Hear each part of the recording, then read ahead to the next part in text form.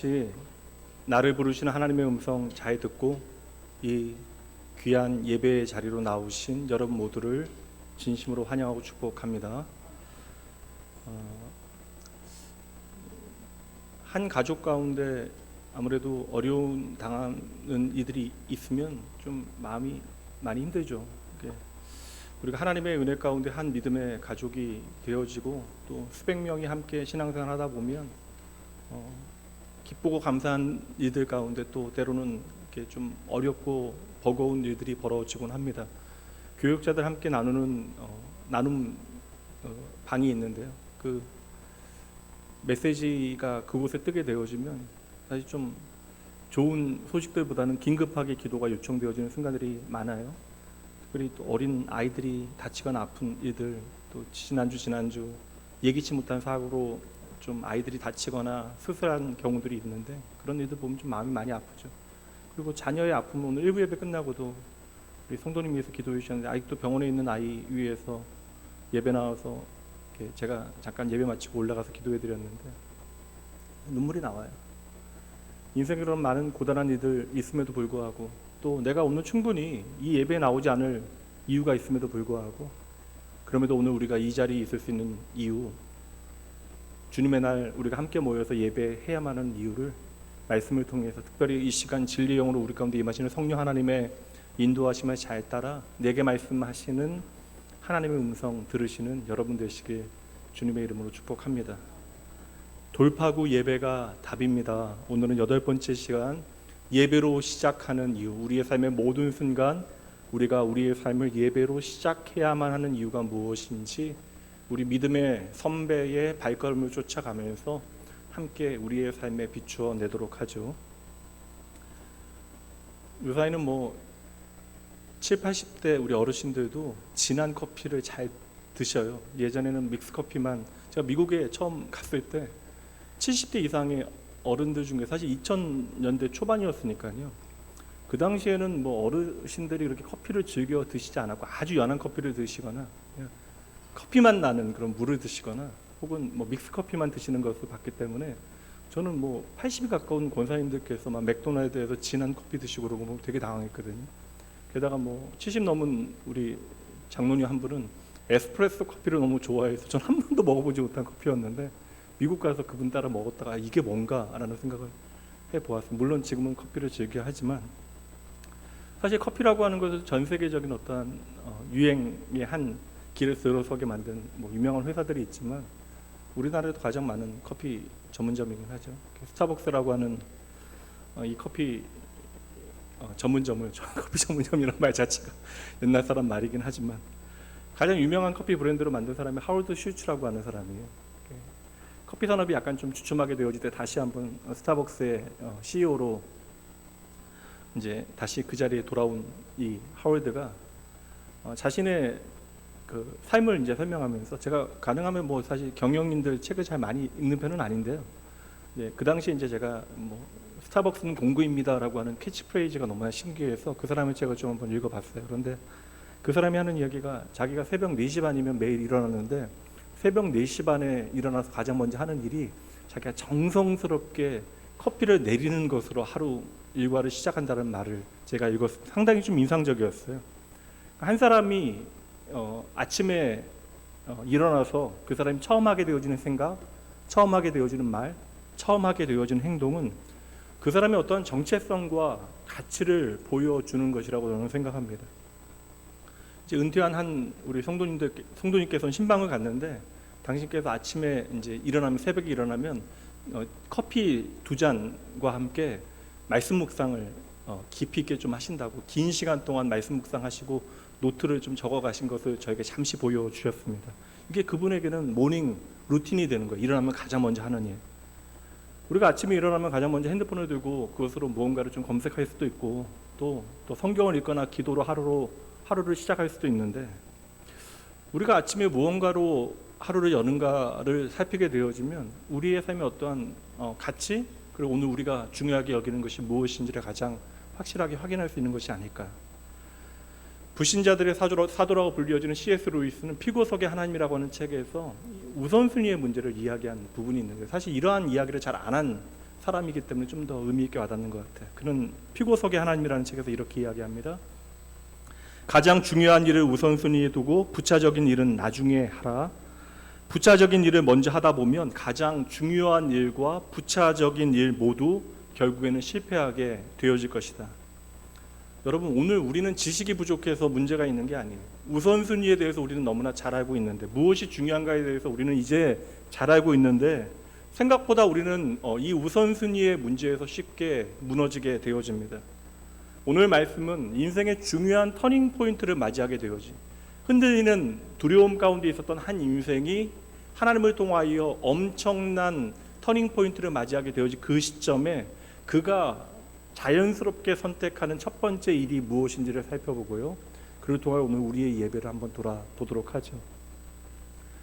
이미 말씀을 읽었지만 이 사람의 이름은 노아고요. 여러분 잘 아시는 노아 하면 대홍수가 따라오는데, 대홍수라고 하는 우리가 감히 생각할 수 없는 엄청난 사건을 경험하게 되어진 노아의 가족이 이제 하나님의 말씀에 따라 마침내 방주에서 나오게 되어집니다. 그러니까 우리 생각에는 그냥 방주에 들어갔고 방주에 나오는 것이지만 이게 스토리가 아니잖아요. 그냥 이야기가 아니잖아요.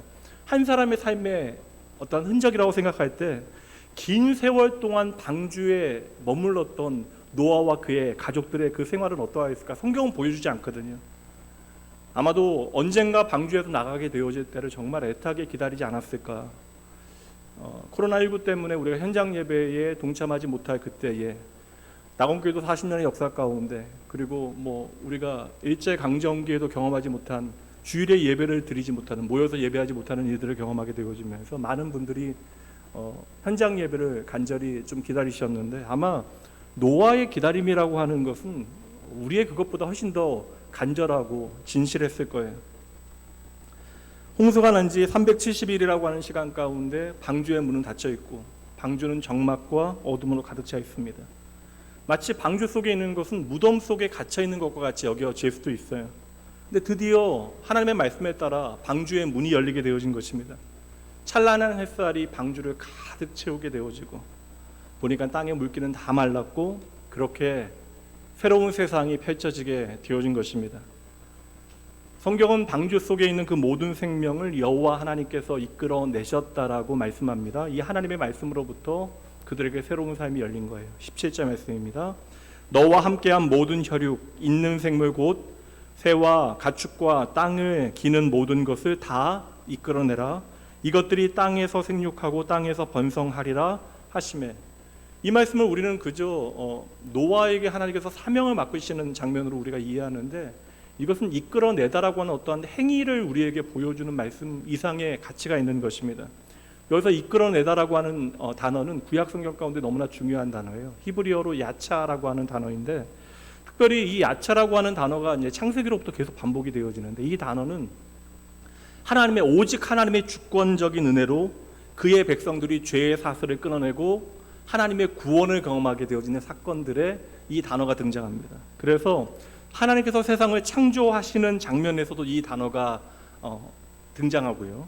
그리고 이스라엘 백성들이 출애굽하는 장면에서도 이 단어가 등장하고, 기생 라합과 그의 가족들이 구원받는 장면에도 하나님의 말씀을 통하여 이 야차라고 하는, 이끌어내다라고 하는 단어가 등장합니다. 구약에도 많이 사용되지만 신약 성경에는 여러분 잘 아시는, 저와 여러분이 예수 그리스도로 말미암아 이제 하나님을 예배할 수 있는 교회로 부름받았잖아요.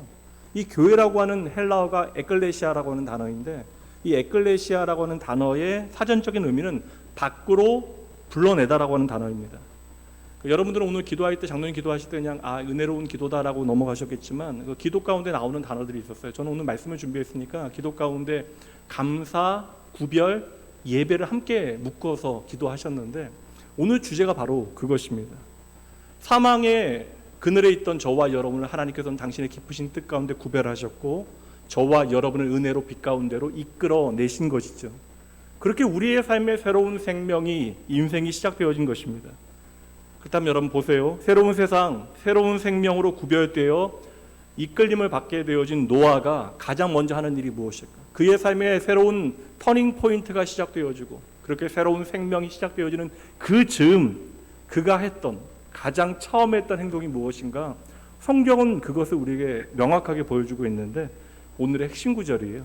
이제 이렇게 말씀드리고 오늘 본문의 말씀 함께 보도록 하죠. 20절 말씀입니다. 함께 읽어봅니다. 노아가 여호와께 제단을 쌓고 모든 정결한 짐승과 모든 정결한 새 중에서 제물을 취하여 번제로 제단에 드렸더니, 이 표현 오늘 우리가 살펴볼 거예요. 첫 번째 나오는 표현은 노아가 여호와께 제단을 쌓고, 이 제단이라고 하는 단어가 구약 성경에 상당히 중요한 단어로 여러 번 등장하게 되어지는데, 믿음의 사람들의 삶과 이 제단이라고 하는 단어는 자주 연결이 되어지는데, 성경 가운데 이 제단이라고 하는 단어가 처음 사용되어지는 곳이 바로 이곳입니다. 그러니까 오늘 우리가 좀 주목해야 하는 단어가 바로 이 제단이라고 하는 단어예요. 이 제단은 우리에게 무엇을 보여주냐면, 어떠한 종교 행사를 할 수 있는 형식, 구조물을 의미하는 것이 아니라, 이 제단은 죄로 단절된 인간, 그래서 결코 하나님께로 나아갈 수 없는 존재가 다시 하나님 앞에 나아갈 수 있는 통로를 하나님께서 허락하신 거예요. 그 제단은 죄악된 인간이 그럼에도 하나님 앞으로 나아갈 수 있는, 하나님을 만날 수 있는 통로가 되어지는 거예요. 그래서 구약 성경에 이 제단이라고 하는 것은 너무나 중요한 개념으로 성경에 등장합니다. 우리가 믿음의 조상을 아브라함이라고 이야기해요. 그것은 그가 뭐 특별한 인물이어서 그런 것이 아니라, 이방 땅에서 하나님 모르고 우상 숭배하고 있었던 아브라함을 어느 날 하나님께서 만나시고, 너를 통하여 이제 열방이 나에게로 돌아오게 하겠다, 너를 통하여 하나님의 나라를 세워 가시겠다라는 약속이 시작되어졌기 때문에 우리가 아브라함을 믿음의 조상이라고 하는 것입니다. 그런데 아브라함의 생애를 보면 언제나 아브라함은 가는 곳마다 뭘 해요, 여러분? 뭘 해요? 아브라함 가는 곳마다 제단을 쌓아요. 이게 눈치 빠르신 분들이죠. 아브라함은 가는 곳마다 제단을 쌓습니다. 근데 아브라함과 함께 등장했던 조카가 있어요. 롯이라고 하는 조카가 있는데, 현실 감각이 아주 뛰어났던, 그래서 삼촌을 사랑하긴 하지만 당장 눈앞의 유익 때문에 다툼이 벌어지게 되어지, 경제적인 이익으로 자신의 사람과 삼촌의 사람들이 다툼이 일어날 때에 현실에 급급해서 현실을 쫓아갔던 대표적인 사람이 바로 이 롯입니다. 근데 이 롯의 인생에, 여러분 신기하게도 아브라함은 가는 곳마다 제단을 쌓는 것으로부터 이야기가 시작되는데, 롯은 그의 인생 가운데 단 한 번도 하나님 앞에 제단을 쌓았다라는 말씀이 등장하지 않아요. 결국 그 두 사람의 인생은 완전히 달라지게 되어집니다. 오늘 말씀에 노아는 방주 생활을 끝내게 되어져요. 얼마나 감격스러운, 또한 한편으로 이야기하면 얼마나 두려운 상황이었겠습니까? 그런데 노아와 노아의 가족이 그 방주로부터 나오게 되어질 때에, 그렇게 새로운 환경을 마주할 때에 해야 되는 일들이 얼마나 많았겠어요. 낯선 환경 가운데 새로운 삶을 살아가야 합니다. 그런데 이 노아가 가장 먼저 하는 일이, 성경이 말씀하길 제단을 쌓았다. 하나님 앞에 제단을 쌓았다라고 하는 것은 어떠한 의미가 있겠어요? 과연 노아가 쌓았던 제단이 어떠한 모양일까? 그건 우리에게 중요한 내용이 아닙니다. 노아가 방주에서 나오자마자 제단을 쌓았다라고 하는 것은, 하워드 슐츠가 그 스타벅스를 만든 그 CEO가 아침에 일어나서 가장 먼저 하는 일이 정성스럽게 커피 한 잔을 내리는 것을 통하여 내 삶의 중요한 가치를 설명한 것처럼, 노아가 가장 먼저 한 일이 제단을 쌓았다라고 하는 그 표현은 노아가 가장 먼저 하나님을 기억했다라는 거예요. 근데 노아가 하나님을 기억한 것이 대단한 일처럼 보여지지만, 여러분 잘 보세요. 노아가 방주에 오를 수 있었던 이유도 하나님께서 노아를 기억하셨기 때문에, 방주에서 아무것도 할 수 없는 그 순간에도 노아가 그 모든 시간들을 이겨낼 수 있었던 이유도 하나님께서 노아를 기억해 주셨기 때문에, 그러니 먼저 하나님께서 노아를 기억해 주셨기에 방주에서 노아는 나와서 하나님 앞에 제단을 쌓을 수 있었던 것이죠. 그러니 여러분, 오늘날로 이제 이야기하자면 하나님을 기억하는 가장 구체적인 행위가 무엇이겠어요? 오늘 저와 여러분이 드리는 예배가 되어지는 것입니다. 오늘 처음에 말씀드렸다시피 우리의 첫 행동을 통하여 우리의 삶의 우선순위가 무엇인지를 확인할 수 있어요. 그리고 많은 경우에 우리의 삶에 여러 가지 중요한 것들이 있을 때 우리가 순서를 정하는 것을 우선순위라고 이야기하잖아요. 그리고 많은 경우에는 우선순위의 첫 번째와 두 번째가 그렇게 별반 수치적으로는 큰 차이가 아닐 수도 있습니다. 근데 여러분, 첫 번째, 두 번째가 큰 차이가 아니라 할지라도 이 우선과 차선이라고 하는 것은 엄청난 간격을 벌려놓는 중요한 차이가 되어지는 거예요. 그러니 한 사람의 인생이 흔들리게 되어질 때, 특별히 한 사람이 중요한 전환점을 만나게 되어지는 그 시점, 그때를 우리는 주목해서 살펴볼 필요가 있습니다. 그때 드러나게 되어지는 것, 그때 그 사람이 선택하게 되어지는 것이 그 사람의 가치가 되어지는 것이고 그 사람의 진짜 실력이 되어지는 것입니다.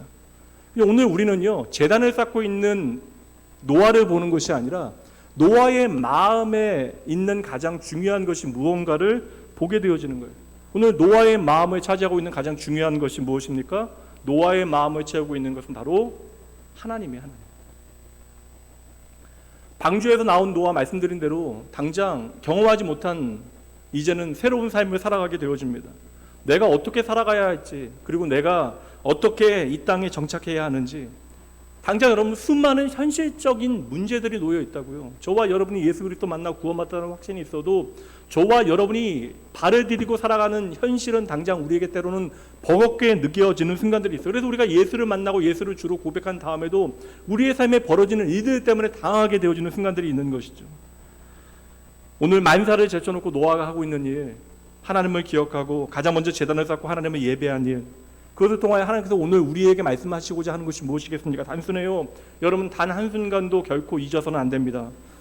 여러분 한번 입술로 고백해 보시면서 우리의 삶의 예배의 가치가 무엇인지를 마음에 새겨내셔야 돼요. 한번 따라해 보시죠. 언제나 예배가 시작입니다. 다시 한번 부탁드릴게요. 언제나 예배가 시작입니다. 지난주 예상치 않은 일들이 벌어져요. 그렇게 단단했던 사람도 사랑하는 자녀에게, 사랑하는 이들에게 어떠한 문제가 생기게 되어집니다. 그리고 그것은 내가 스스로 해결할 수 없다는 판단이 되면 마음이 무너지게 되어집니다. 그렇게 단단했던 분들이 눈물을 흘려요. 때로는 저에게 기도 부탁하시면 이것만 해결되어지면 좀 살겠다라고 이야기하시는데, 오랫동안 지내와서 알잖아요. 그거 하나 해결되어져도 다음에 더 큰 파도 오게 되어지면 또 누구나 죽는 소리 하게 되어지는 것이 사람의 인생이에요.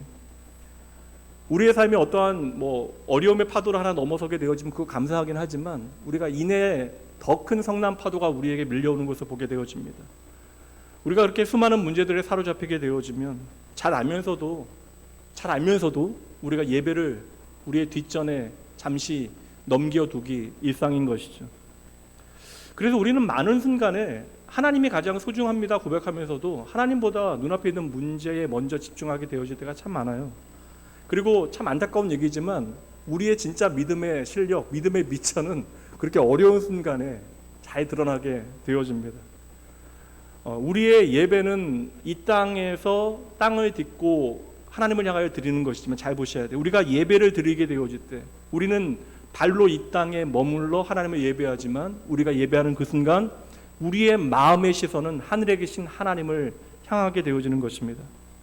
당장 오늘 내 삶에는 이 자리에 계신 여러분들의 삶의 이야기만큼 수많은 문제들이 우리의 마음에 가득 채워져 있어요. 그러나 여전히 오늘 우리의 삶에 수많은 땅의 문제들이 있다 할지라도 우리가 그 문제에 매이지 아니하고 자유할 수 있는 실력은 어디에 있습니까? 그 담대한 마음은 우리가 하늘에 계신 하나님을 향하여 우리의 시선을 집중하고 하나님께 몰입되어지고 하나님 앞에 몰두하게 되어질 때 우리는 하나님께서만 우리에게 허락하시는, 세상은 절대 알 수 없는 하늘의 평안, 하나님만이 우리에게 주시는 자유함을 누리게 되어줌을 믿으시기 바랍니다.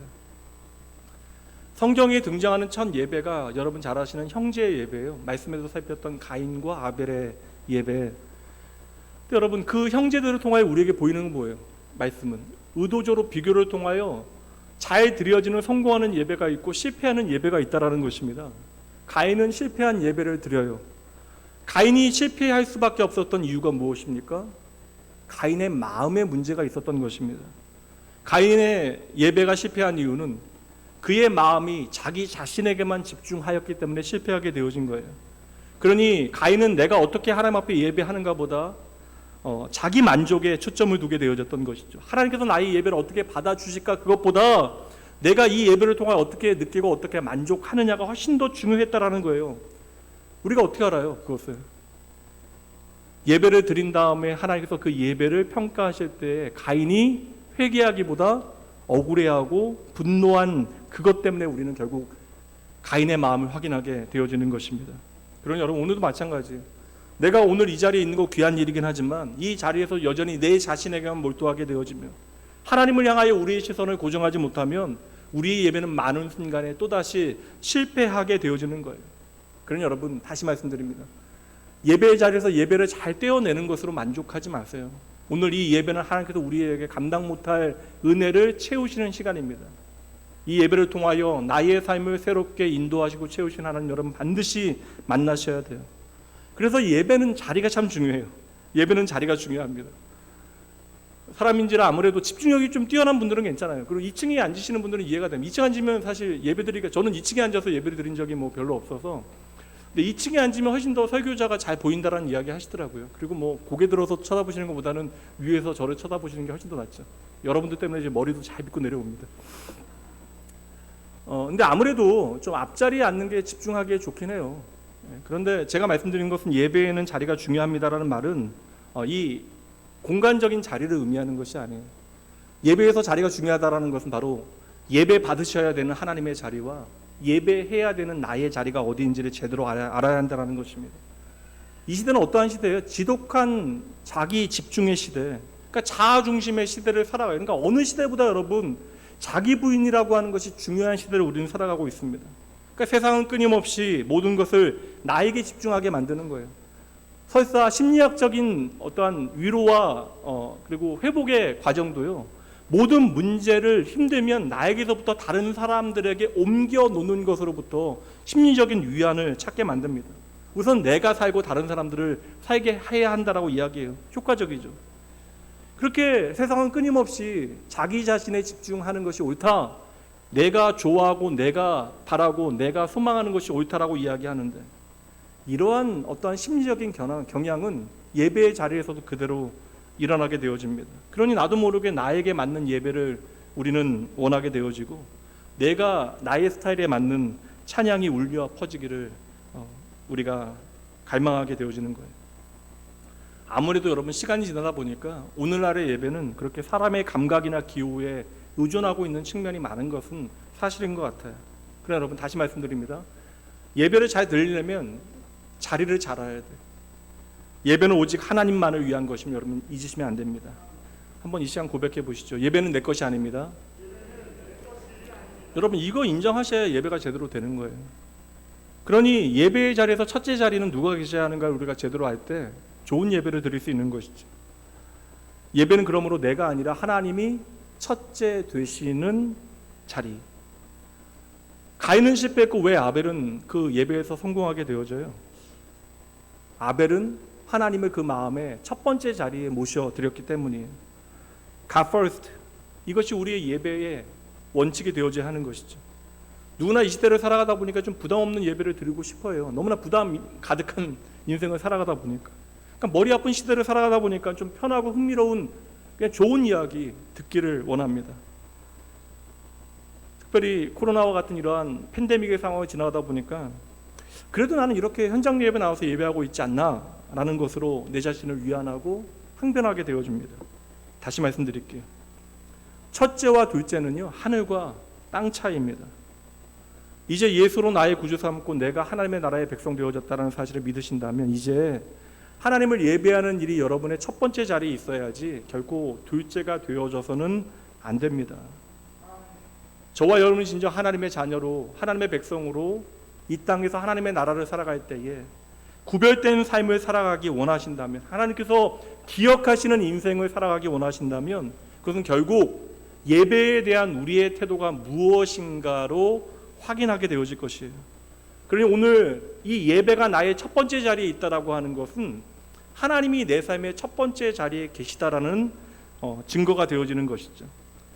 이렇게 하나님이 내 삶의 첫 번째 자리가 되어지실 때 우리의 삶의 전 영역, 우리의 모든 삶이 하나님의 것임을 믿는다면 우리의 삶의 전 영역이 그때에 하나님을 예배하기 위한 준비의 과정이 되는 것입니다.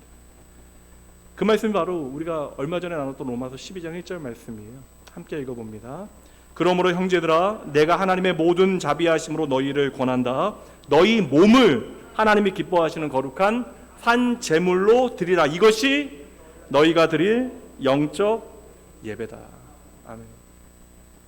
저는 이제 목사로 이제 좀 시간이 많이 지났잖아요. 그리고 이제 목회자의 가정에서 태어나서 자라다 보니까 이제 알아요. 여러분 교회에서 꽤 그럴듯한 모습을 우리가 살아가는 것도 필요합니다. 가능하면 고상한 성도가 되는 것이 좋죠. 그러니까 세상적인 기준으로 이야기해도. 그러나 여러분, 결국 가장 중요한 것은 하나님을 향한 우리의 마음 중심에 있는 거예요. 하나님께서 판단하신 문제입니다. 그럼 결국 우리의 신앙은요, 나 홀로 있는 우리의 마음의 골방, 우리의 삶의 골방에서 확인되어지는 것이에요. 꼭 기억하셔야 합니다. 중요합니다. 따라해 보시죠. 모든 것은 예배에서 결정됩니다. 그래서 사탄은 우리의 삶에 우리가 감당하지 못할 폭탄을 던져놓는 것이 아니에요. 사탄은 끊임없이 그래서 우리의 예배를 공격합니다. 그러니까 예배를 부정하게 만들거나 하나님을 싫어하게 만들거나 뭐 그렇게 사탄은 오늘날 우리 가운데 역사하지 않아요. 도리어 우리의 일상 가운데 예배보다 조금 더 중요하게 여겨지는 일들을 다급하게 던져놓는 일들을 만들어내는 것이죠. 그래서 나도 모르는 사이에 우리의 인생의 우선순위의 첫 번째 자리와 두 번째 자리를 바꾸어 놓는 것이에요. 이것은 모든 영역에 다 적용되어지는 것입니다. 주일날 교회에서 봉사하는 분들도 마찬가지예요. 봉사하는 분들의 귀한 헌신과 섬김 때문에 많은 분들이 편안하게 예배를 드릴 수 있습니다. 그런데 정작 그렇게 귀한 열심으로 봉사하는 분들이 제대로 예배를 드리지 못한다면 그것은 위험합니다. 그래서 저는 봉사하는 분들에게 더 열심히 예배를 드려달라고 부탁을 드리는 것이에요. 만약 온전한 예배를 먼저 드리지 못하고 우리가 교회 안에서 손과 발을 통해 열심히 봉사만 하게 되어지면 어느새 건강했던, 그렇게 하나님을 위하여 수고하게 만들었던 우리의 건강했던 신앙생활도 영적인 체력이 조금씩 떨어져요. 그래서 우리가 비실거리게 되어지는 것입니다. 그러니까 여러분, 단순한 신앙의 원칙을 지키셔야 돼요. 세우셔야 합니다. 신앙은 그냥 저 하늘나라에 있는 고상한 이야기로, 추상적인 이야기로 바꿔내시면 안 돼요. 따라해 보시죠. 주일날 예배보다 더 중요한 일은 없습니다. 여러분들이 생각하는 모든 중요한 일들 있잖아요. 그 모든 중요한 일들에 앞서서 먼저 하나님 앞에 제대로 예배하시고 그 다음에 그 일들을 처리하시면 되는 것이에요. 아무리 여러분 낙원교회 모든 분들이 일어나서 박수치는 아름다운 헌신과 봉사를 하신다 할지라도 여러분의 그 삶에 예배가 없다면, 예배 없는 봉사는 하나님께서 결코 원하시는 것이 아닙니다. 이렇게 예배에 대한 우선순위가 제대로 세워지지 않으면 얼마 못 가서요, 그 봉사는 시험에 들게 되어져요. 그리고 내가 나의 힘만으로는 오랫동안 그 일을 감당할 수 없습니다. 그러니 우리가 열심히 봉사하는 그 인도요, 예배로부터 시작되어짐을 잊지 마셔야 돼요. 오늘 낙원교회 안에 다양한 섬김으로 봉사해 주시는 분들, 담임교육자로 정말 진심으로 감사드립니다. 여러분들의 헌신과 수고가 있어서 주님의 몸된 교회, 이 눈에 보이는 교회가 아름답게 이렇게 돌아가는 것이에요. 여러분, 열심히 봉사하는 분들, 특별히 여러분의 예배에 노란불이 들어오지 않았는가를 잘 점검해 내셔야 돼요. 여러분의 예배에 노란불이 들어오면 여러분의 신앙생활에는 빨간불이 들어오는 것입니다. 그럼 여러분 멈추셔야 돼요. 예배 없이 봉사하는 일은 그만큼 위험한 일입니다. 그리고 여러분의 손의 수고로 내가 하나님을 향하여 충분히 무언가를 다 하고 있다라고 착각하게 만드는 거예요. 어느새 그러면 우리의 삶의 은혜는 당연하게 되어지는 것입니다. 그러니 여러분들이 언제나 변함없이 먼저 있어야 하는 자리는 예배의 자리입니다. 우리의 인생에 예배와 바꿀 수 있는 것은 아무것도 없습니다. 그러니까 제가 이렇게까지 오늘 극단적으로 말씀드릴게요. 예배 가장 잘 드리는 사람이 낙원교회 최고의 봉사자입니다. 그러니까 예배가 다른 것들에 밀려서는 안 되는 것이에요. 그러니까 예배는 우리의 신앙의 현주소예요. 오늘의 우리의 신앙의 상태가 바로 우리의 예배의 태도가 되어지는 것입니다. 그래서 저는 예배에 집중하지 못하고 열심히 교회 안에 봉사하며 뛰시는 분들 보면 좀 안 뛰면 좋겠어요. 안 뛰면. 그 열심을 좀 줄이시고 도리어 그 열심히 뛰는 그 나의 노력에 예배에 대한 관심이 그만큼 줄어들고 있다면 그건 너무나 위태로운 일이기에 여러분 멈추셔서 하나님을 예배하는 일에 먼저 집중하셔야 합니다. 그래야 봉사도 생명력을 갖추게 되어지는 거예요. 바쁘고 힘들수록 여러분 예배하는 일에 열심 내셔야 합니다. 그러니까 우리가 흔들리게 되어질 때 흔들려서 예배를 멈추는 것이 아니라 우리가 흔들리게 되어질 때 우리의 삶의 중심을 바로 세워주는 것, 우리의 발을 반석 위에 세워주는 것이 바로 예배가 되어지는 것이죠. 우리는 착각해요. 그냥 평생 우리가 예배하는데 예배 한두 번쯤은 괜찮겠지. 절대 아닙니다, 여러분. 예배 한두 번 무너지기 시작하고 하나님 앞에 예배 막 드려도 내 삶에 아무 문제 없다라고 우리가 착각하게 되어지면, 예배 한두 번 빠지기 시작해도 내 삶이 아무렇지도 않다라고 생각하면 우리의 신앙과 삶이 그때로부터 흔들리기 시작하는 거예요. 그러면 하나님께서 기뻐하시는 삶의 질서는 한순간에 무너지게 되어집니다.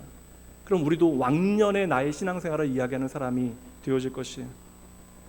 제가 미국에서 목회를 할 때 어느 주일에 한 낯선 가족이, 내 가족이 교회에 방문을 했어요. 예배 마치고 인사를 나누는데 그분이 이제 식탁 교제를 할 때 저에게 말씀을 하시더라고요. 내 가족이 이제 남편분이 이제 직장 이제 그 옮기시면서 한 달의 시간이 비어서 오랫동안 준비해서 미국 이제 횡단 여행을 하시기로 한 거예요. 그러니까 서부에서 시작해서 동부로 가는 여행을 3주 동안 이제 LA부터 시작해서 제가 있었던 그 실리콘밸리, 샌프란시스코까지 올라가서 이제 동부로 가서 이제 토론토까지 올라가시는 여행으로 이제 3주의 여행을 하시기로 작정하고 큰맘 먹고 오신 겁니다. 근데 여행을 계획하실 때가 제가 아주 인상적이었어요. 그런 여행을 하시는 분들은 있으니까. 그러니까 여행을 이제 계획을 세울 때 자녀들이 이제 초등학교 다니는 자녀들이 영어를 제대로 하지 못하니까 주일날마다 예배를 드려야 되는데 어느 곳에 가도 교회는 있으니까 영어로 예배를 드리는 교회가 있으니까 가면 되는데 아이들이 3주 동안 예배를 제대로 드리지 못할까봐 한국어로 예배를 드리는 교회들을 먼저 살핀 거예요. 계획을 세울 때마다. 근데 그 계획에 보니까 이제 두 번째 주일에는 4주 동안 예배를 미국에서 드려야 되는데 두 번째 주일은 이제 가는 데가 이제 제가 기억엔 콜로라도 스프링스인가 그 지역에 가는 루트에 교회가 하나밖에 없어요. 한인교회가. 그것도 한 2시간 정도로 가야지 한인교회를 만나게 되어집니다. 그러니까 아이들이 제대로 예배하는 일을 먼저 계획에 세워놓고 그 지도에 표시를 해놓고 여행을 준비를 하셨더라고요. 야, 이거 진짜 자녀를 복되게 하는 귀한 부모죠. 그런 부모 만난 것도 참 귀한 일이에요.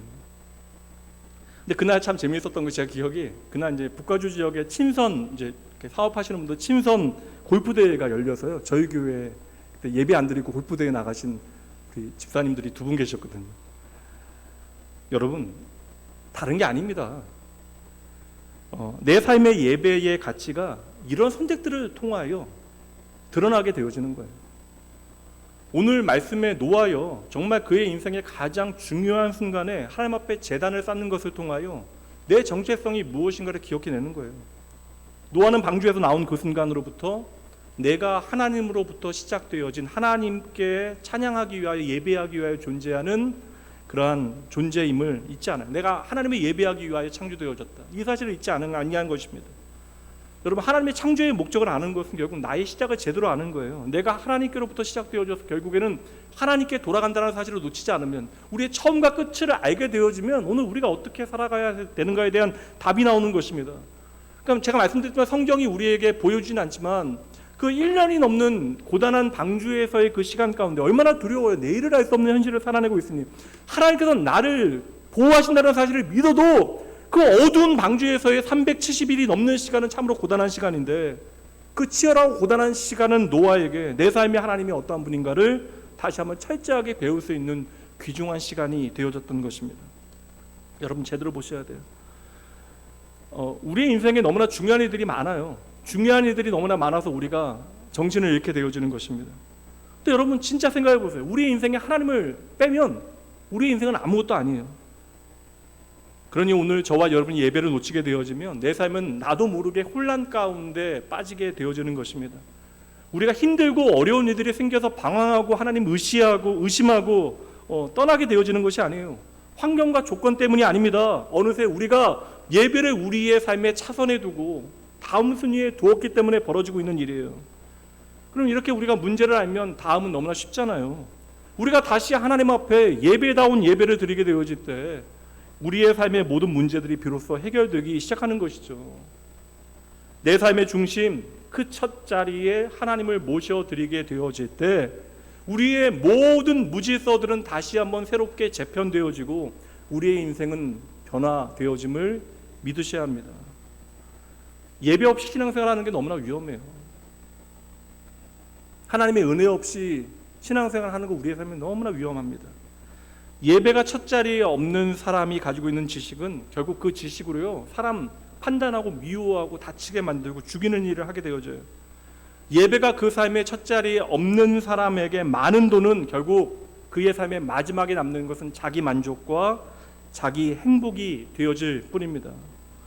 우리의 삶의 중심에서 하나님이 사라지게 되어지면 우리의 마음의 모든 소원과 욕망은요 세상의 모든 것들을 강력하게 끌어들이는 그러한 힘이 되어져요. 하나님이 우리의 삶을 인도하는 힘이 되어지는 것이 아니라 내 마음의 소원과 욕망이 내 삶을 움직이는 힘이 되어지는 것이죠. 여러분 다시 하나님 제대로 예배하셔야 합니다. 우리의 삶이 모든 것이 질서를 잡게 되어지고 그때 바로 내가 가지고 있는 모든 것이 하나님의 은혜로운 선물이 되어져서 진가를 발휘하게 되어지는 것이죠.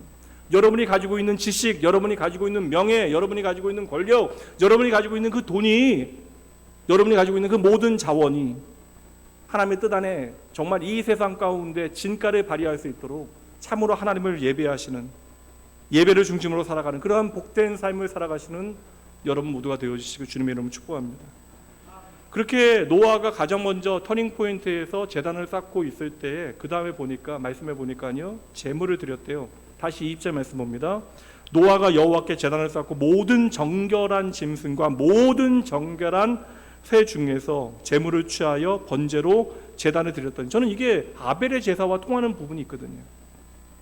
번제로 제사를 드렸다라는 것입니다. 번제는 희생 제사잖아요. 무언가를 희생하여 하나님 앞에 감사함을 표현하는 것이 번제입니다. 그러니까 노아는 이 심판 가운데 나를 구원하신 하나님을 만나고 그 하나님의 은혜, 나를 구원하신 하나님에 대한 감사를 이 제물에 담아서 표현하고 있는 거예요. 그러니까 노아의 예배에는 자발적인 감사가 있었다라는 것입니다. 감사는 언제 생겨요? 은혜를 경험할 때. 나의 노력만으로, 나의 수고만으로 얻을 수 없는 것들이 은혜로 내 삶에 설명할 수 없이 주어질 그때, 경험하게 되어질 그때 우리는 하나님을 위하여 감사합니다라는 고백밖에 드릴 수 없게 되어지는 거예요. 여러분, 정말 중요한 것은 신앙생활에서 이것이 자발적인가 비자발적인가, 물론 때로는 우리가 아는 것을 살아내기 위하여 억지로 그것을 감당해야 되는 순간들이 있어요. 잘 버텨내야 되는 순간들도 분명히 있습니다. 우리는 연약하기 때문에. 그러므로 내가 하나님 앞에 의지하면서 내가 반드시 해야 되는 것을 선택하는 연습들을 해야 하지만 결국 신앙은요, 본질적으로 자발적인 기쁨으로 시작되어져야 합니다. 근데 세상의 모든 종교는 자발적인 기쁨보다는 비자발적인 강요로 이루어지는 순간들이 많아요. 이것으로 저는 이 자발성에 따라서 신앙과 종교가 구별되어진다라고 확신합니다. 모든 종교 활동은 비자발적인 거예요. 이것을 해야지 내가 구원받을 수 있고, 이것을 해야 신을 만날 수 있고, 이것을 해야 신과 합일되어질 수 있고, 이것을 해야 무언가 내가 행복한 삶을 살아갈 수 있는 조건을 갖추게 되어지고, 이렇게 수많은 이 땅의 율법의 요구에 따라 어쩔 수 없이 반응하는 소극적인 활동들은 그저 종교 생활이 되어지는 것입니다. 그래서 모든 종교 안에는 강요가 있는 거예요. 그래서 제가 힘들어도 계속해서 자발적인 기쁨으로 여러분 봉사하시라고, 자발적으로 하나님을 선택하라고 말씀드리는 이유도, 이렇게 두려움으로 드리는 제사는 잠시 우리를 움직이게 만들어요. 모든 이단은 오늘도 예수 그리스도를 통하여 예수 그리스도의 이름을 사용하며 사람들을 두려움 가운데 몰아넣습니다. 하나님의 은혜조차도 두려움으로 바꾸어 놓아요. 이렇게 두려움으로 드리는 제사는 우리에게 부담이 되어져요. 그리고 자발성 없는, 기쁨이 없는, 감사가 없는 제사는 결국 우리를 피곤하게 만드는 것입니다. 그러니까 오늘 여러분의 신앙의 건강 여부를 한번 평가해 보세요. 그것은 바로 오늘 내가 하나님 앞에 자발적으로 기쁨으로 예배하고 있는가, 내가 오늘 놀라운 하나님의 은혜를 붙들고 감사함으로 예배하고 있는가. 사실 좀 그렇지 못한 순간들 있잖아요. 예배 안 드리면 큰일 날 것처럼 생각하는 분들도 계시거든요. 주일날 예배 안 드리면 이번 주에 어떠한 일이 좀 있지 않을까, 그러니까 찜찜한 그런 느낌 때문에 예배를 드릴 수도 있거든요. 그런 여러분 결코 건강한 예배가 되어질 수 없습니다. 여러분들이 하나님과의 나의 관계를 착각하신 거예요. 나를 위하여 십자가에 달려 죽으신 하나님을 우리가 크게 오해하고 있는 것입니다. 우리가 자발적인 기쁨으로 하나님을 어떻게 예배할 수 있냐고, 누구나 할 수 있는 일이에요. 오늘 노아와 같이 나를 구원하신 하나님을 우리가 바라보게 되어질 때, 이 자발적인 기쁨은 바로 구원에 대한 감사에서 나오는 것인데, 우리 믿음의 선배 시편 한 선배를 통하여 그의 고백을 통해서 한번 살펴보죠.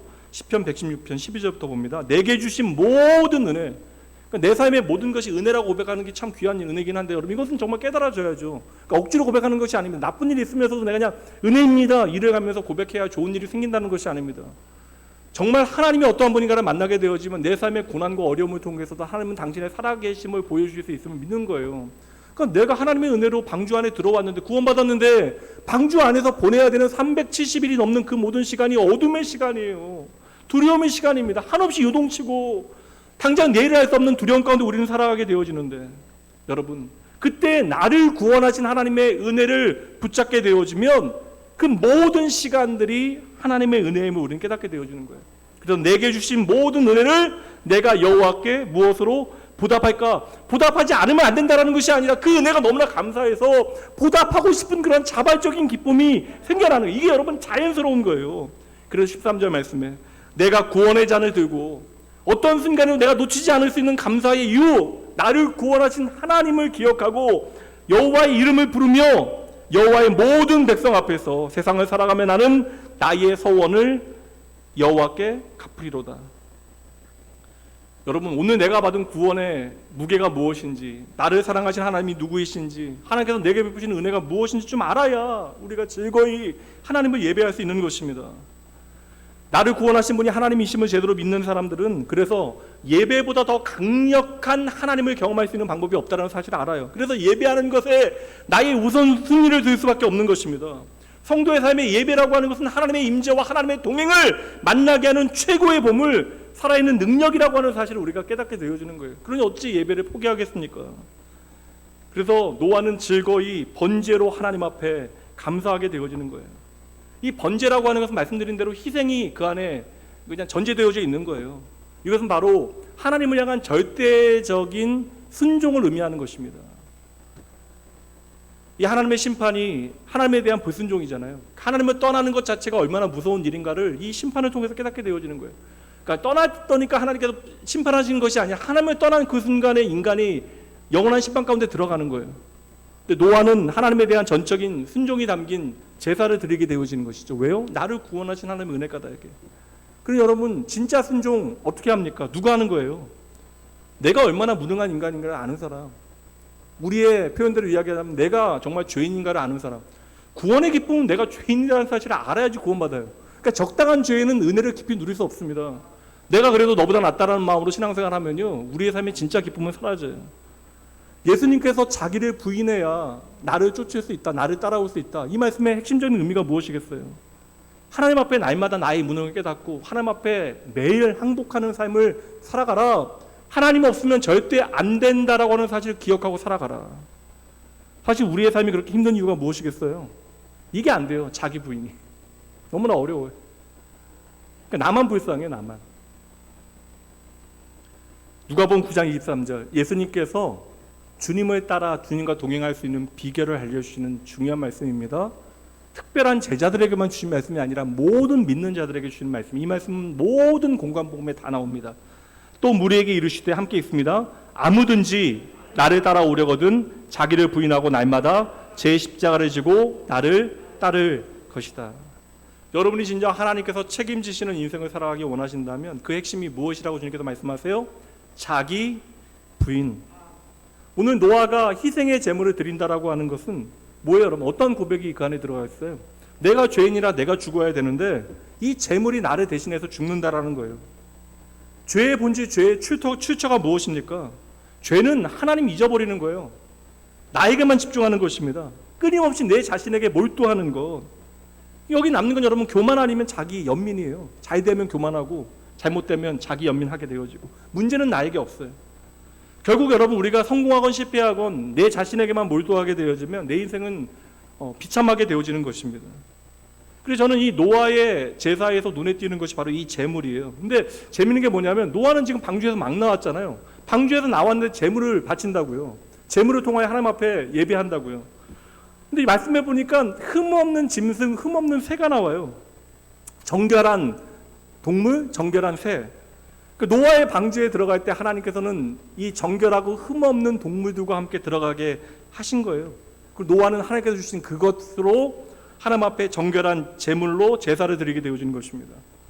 오늘 우리가 하나님 앞에 예배 드릴 때 무언가를, 나의 마음으로부터 무언가를 하나님 앞에 드릴 수 있다면 이것은 바로 내게 모든 것을 주신 분이 하나님임을 잊지 않는 그것입니다. 오늘 노아는 이 제물을 희생해서 죽여서 드리면서 하나님을 떠난 죄가 얼마나 무서운가를 다시 한번 생각했을 거예요. 공의로운 하나님께서 죄를 결코 간과하지 아니하신다는 사실, 죄에 대한 하나님의 무서운 심판과 또한 변함없는 하나님의 은혜를 발견하게 되어지는 것이죠. 하나님을 떠난 비극과 그럼에도 나를 포기하지 아니하신 하나님을 만나게 되어지는 거예요. 제가 말씀드렸잖아요. 예배는 내가 어떻게 드리는가의 문제가 아니라 하나님께서 그 예배를 받으시는가 받으시지 않은가에 달려있는 것입니다.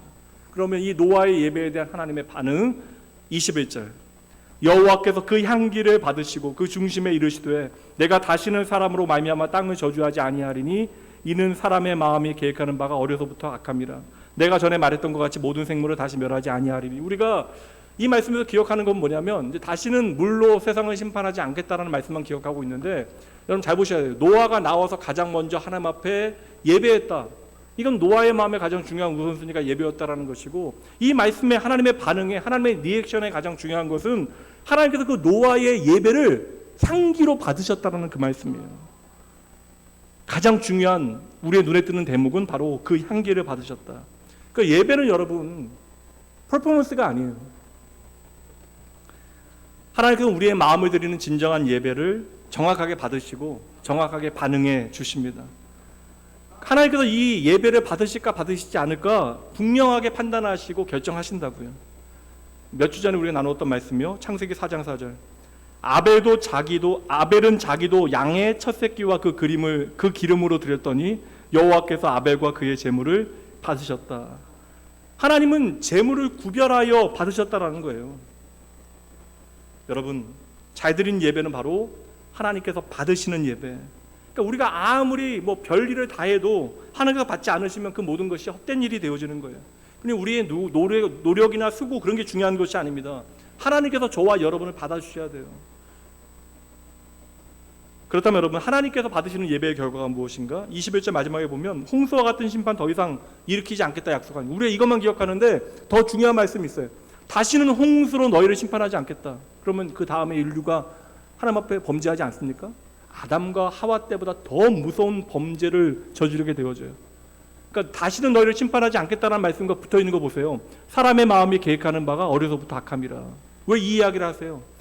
하나님께서 친히 당신의 은혜 가운데 방주를 통하여 새로운 출발을 여시고 재창조의 역사를 이루어 가시지만 앞으로도 인류는 여전히 죄 가운데 살아가고 죄를 짓게 되어질 것에 대해서 하나님은 이미 다 알고 계신다.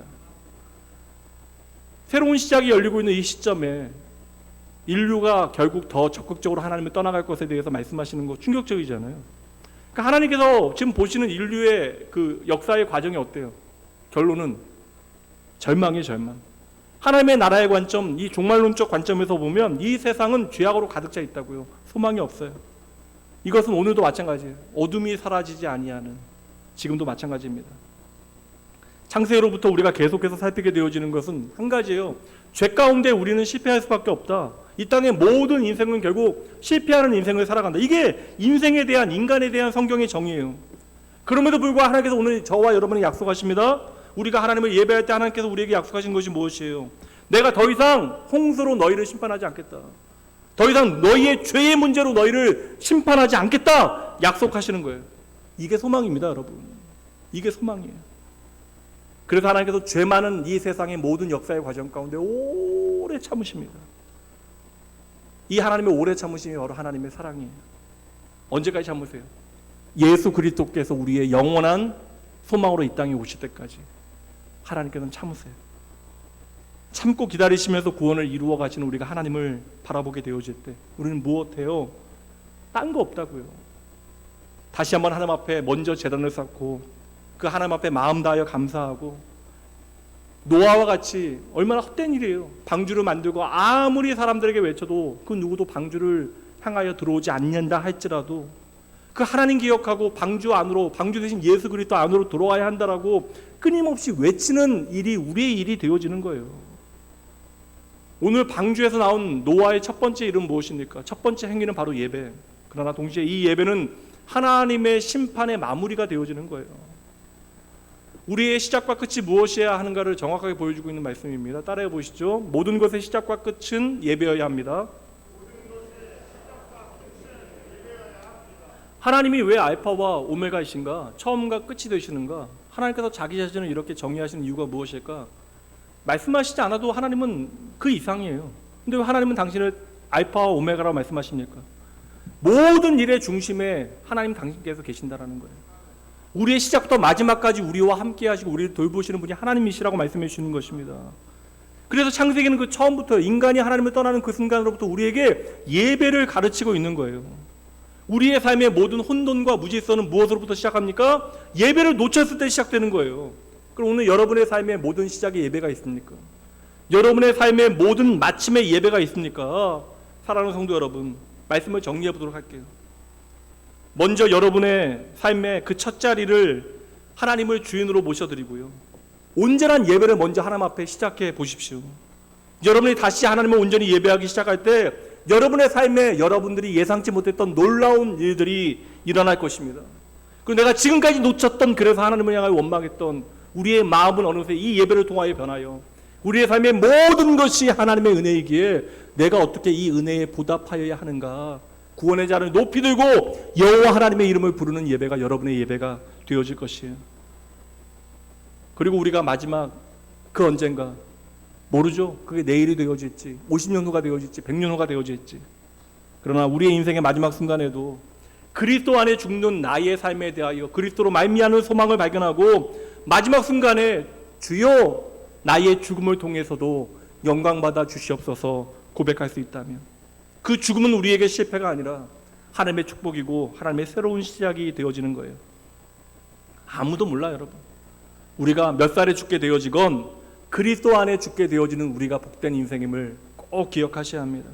그래서 여러분, 우리는 평생 어떠한 순간에도 예배를 멈춰서는 안 되는 거예요. 예배는 하나님에 대한 시선 집중. 여러분 삶이 흔들릴수록, 혼란스러울수록 그러므로 더욱더 하나님 앞에 집중하셔야 합니다.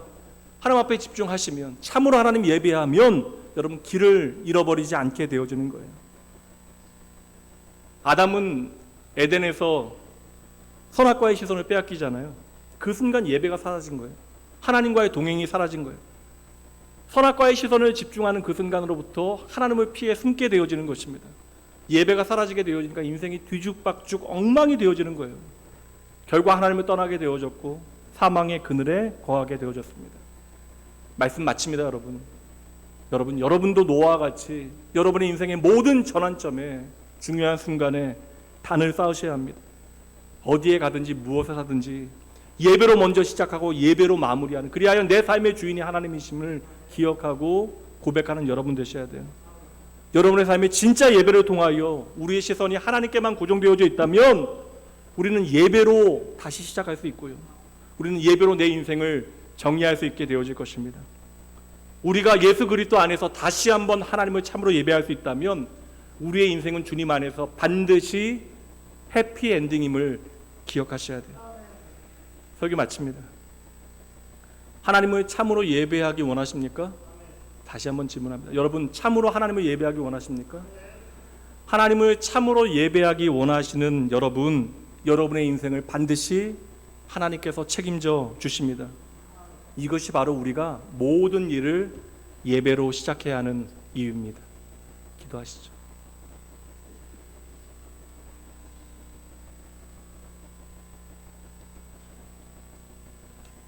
하나님 감사합니다. 오늘도 이 복된 예배의 자리로 저희를 불러 주셨습니다. 이 예배의 자리에 담겨져 있는 나를 향하신 하나님의 놀라운 은혜가 무엇인지 주여 제대로 보게 하여 주시옵소서. 언제나 말씀 앞에서 예배를 향한 나의 마음을 점검하게 하시고, 이 예배가 오늘 하나님께서 나를 얼마나 귀하게 여기시는가에 대한 증거가 되게 하여 주시옵소서. 우리의 인생의 수많은 중요한 터닝포인트에서 오늘 말씀의 선배와 같이 가장 먼저 단을 쌓고 기쁨과 감사함으로 하나님 예배하게 하여 주시옵소서. 주여, 오늘의 현실에 취히 낙담하지 않겠습니다. 주님의 은혜로운 부르심에 순종하였던 이들에게 벌어진 기억을 저희들 붙들고 살아가겠습니다. 수많은 일들에 저희도 쉬이 압도당하지 말게 하시고 먼저 예배의 자리 잘 지키게 하여 주시옵소서. 저희들의 삶에 오늘도 노아와 같이 예배를 통하여 놀라운 기적이 시작될 것을 믿게 하여 주시옵소서. 오늘도 하나님의 은혜 가운데 우리의 삶이 새로워지고 다시 시작하는 은혜를 누리게 되어질 줄 저희들 기억하겠습니다. 주여, 저희들의 예배를 통하여 하나님의 은혜와 사랑을 저희들 단단히 붙들게 하시고, 그리하여 모든 일을 예배로 시작하고 예배로 마무리하며 내 삶의 가장 중요한 가치가 하나님임을 증명하게 하시고, 그리하여 저희의 예배를 통하여 저희의 영혼이 잘되고 범사에 강건하게 하여 주시옵소서. 그 언제나 나의 예배의 이유가 되어주시는, 언제나 예배로 시작하고 예배로 마무리하는 인생의 주인 되어주시고, 예배를 통하여 저희에게 새로운 날을 열어주시는 저희의 전부 되신 예수님 이름으로 간절히 기도합니다. 이제 여러분 말씀 앞에서 여러분들이 좀 고백하시죠. 여러분들의 고백을 하나님께서 받기 원하십니다. 지금까지 우리의 삶이 어떠하였건 여러분 그것은 중요한 것이 아니에요. 하나님이 여전히 여러분을 사랑하신다라는 것이 우리가 여전히 오늘도 하나님 앞에 나올 수 있는 이유입니다. 지난 한 주 우리가 어떻게 살았는지, 우리의 삶에 어떠한 죄의 흔적이 있었는가, 그건 중요하지 않아요. 하나님 앞에 거듭나고 새로워진 나의 삶을 바라보고 내가 다시 한번 하나님께로 돌아가 하나님 참으로 예배하기 원하실 때 여러분의 삶에 놀라운 하나님의 은혜의 이야기들은 새롭게 쓰여지는 것입니다. 그를 위하여 여러분 오늘 고백하시죠. 하나님 참으로 예배하겠습니다. 내 삶의 가장 중요한 자리에 하나님 모셔드리고 하나님만을 예배하는 좋은 예배자로 살아가겠습니다. 여러분 잠시지만 여러분 마음을 다하여 진정으로 하나님 앞에 여러분의 입술로 고백하시기 바랍니다. 잠시 기도합니다.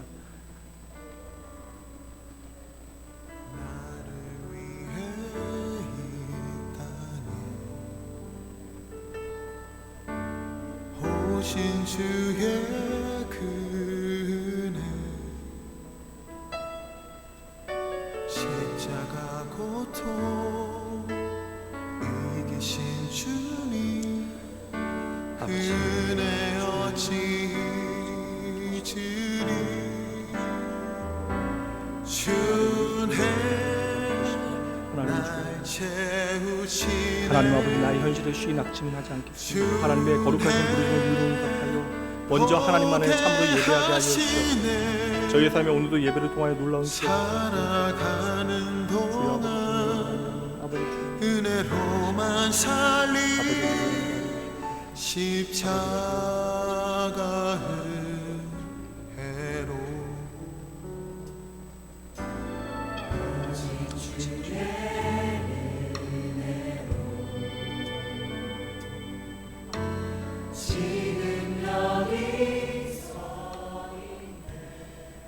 아멘. 이 시간 잠시 먼저 제가 드려진 헌금을 위해서 기도하기 전에요, 오늘 등록한 귀한 믿음의 가족 소개합니다. 아무래도 이제 처음이면 언제나 어색하거든요. 저도 이제 뭐 이렇게 낯선 교회 가게 되어 요즘에 좀 구석에 앉거나 인사 받는 거 되게 좀 어색해합니다. 우리 집사님 같이 뭐 박수도 크게 치고 그러는 좀 대범한 사람이 못 돼서 저는 식당 가서 반찬 더 달라는 얘기도 못 하거든요. 그렇게 안 보이잖아요. 저는 그냥 있는 반찬은 먹어요. 저는 간장 땅콩 아니고 그 조림하고 뭐 오징어 진짜 좋아하거든요. 근데 그거 그냥 떨어지면 더 달라는 얘기도 못 합니다. 충분히 그럴 수 있어요. 그러니까 오늘 오신 분들 좀 아무래도 일어나시는 게 부담되실 수 있는데 시간 지나면 다 가까워져요. 그러니까 오늘 귀한 믿음의 가족 허락하셨습니다. 젊은 부부인데 정광윤, 박진희 형제 자매입니다. 귀한 만남 정말 감사드리고요.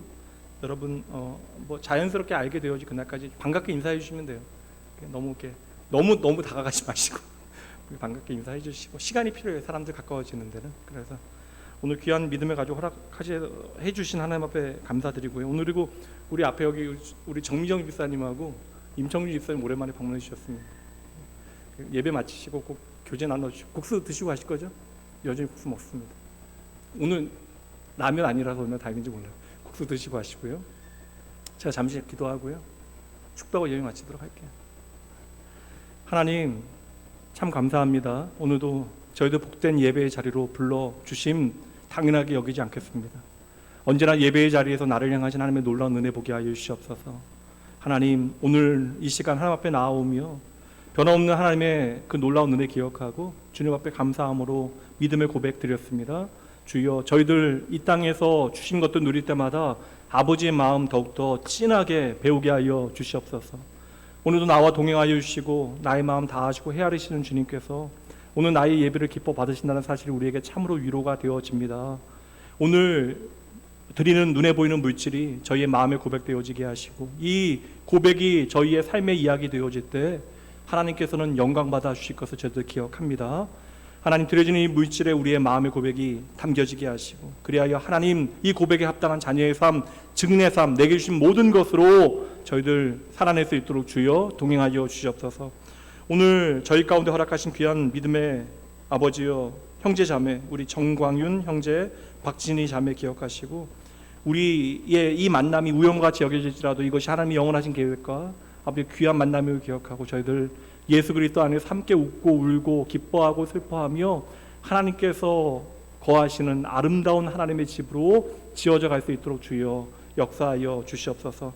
오랜만에 믿음의 공동체에 방문한 귀한 부부도 기억하시고 하나님께서 언제나 책임지시는 아름다운 믿음의 삶을 잘 살아낼 수 있도록 하나님, 그리하여 성도의 교제함이 아버지 영원함을 기억하고 항상 서로를 위하여 기도하기로 쉬지 아니하도록 주여 은혜 베풀어 주시옵소서.